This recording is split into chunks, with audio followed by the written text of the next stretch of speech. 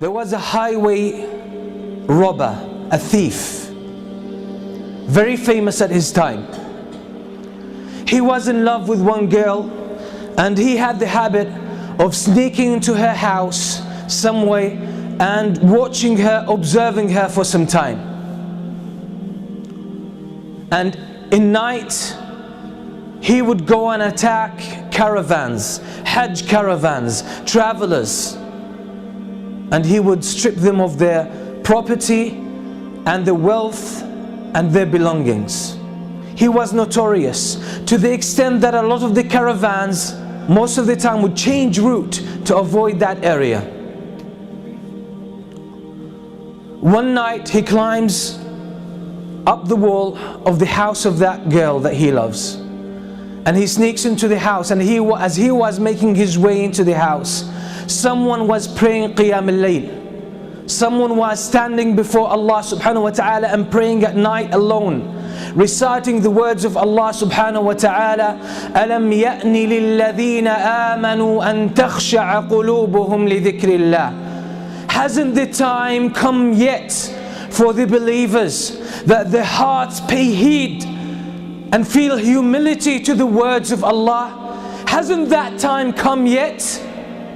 And the words shook him and grabbed his heart, and he was moved deep inside. It hit a chord. He started thinking about these words, and he forgot the main reason why he came to this house.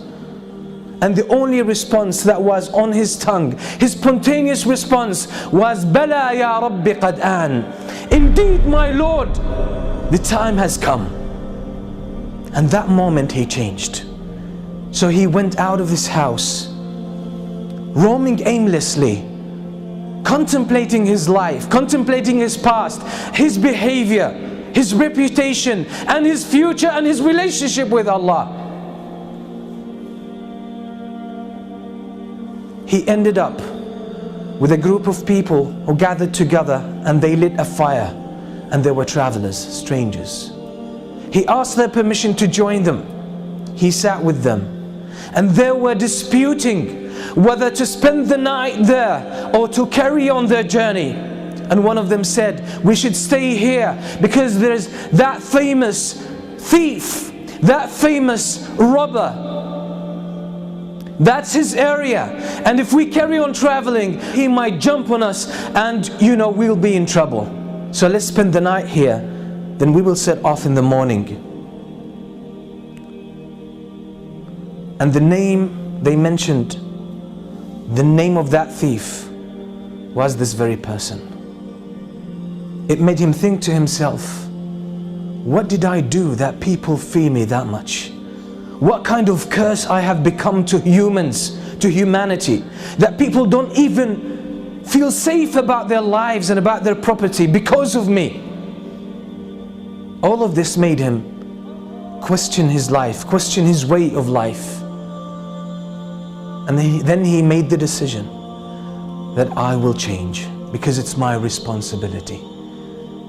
It's not someone else's responsibility to change me and set me on the right course. It's my own initiative, and if I don't take it, it might never happen, and I will face the consequences on the day of judgment.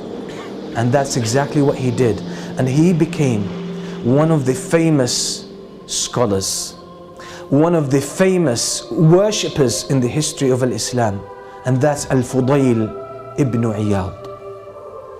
That's the story of Al-Fudayl ibn Iyad. Until today, the books that talk about our relationship with Allah subhanahu wa ta'ala, how to purify ourselves, how to become better Muslims, better believers, have dozens of his beautiful statements full of wisdom. Who was one day a thief, famous one. What does that tell us? Is that it's our responsibility to change. Life in general is about change.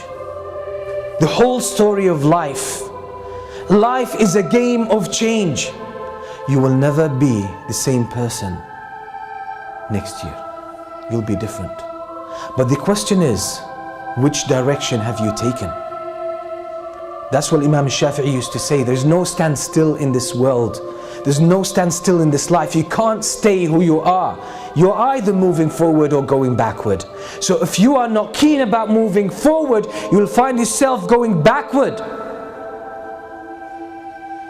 Because if you don't change yourself, Shaitan is working full time to change you. That's his vow. That's the goal of his life. He dedicated his whole life for you, just to destroy you, to make sure you end up in the hellfire.